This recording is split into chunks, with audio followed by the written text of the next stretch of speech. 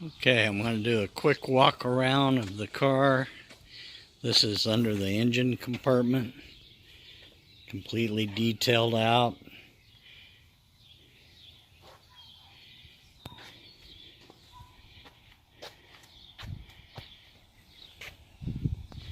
This is the car parked in my driveway in front of my residence.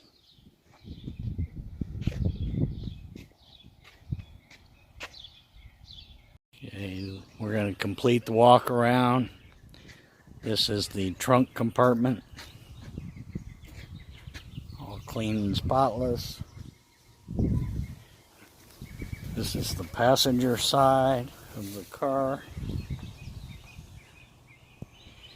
It's got the Shelby custom wheels on it all the way around. Tires are brand spanking new.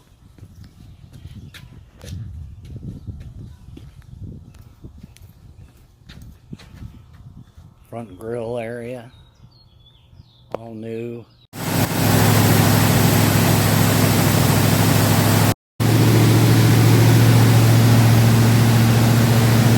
This is the interior, all new pony interior, black pony interior throughout the car. As the listing states, the air conditioner was reinstalled by the previous owner before it was shipped to me.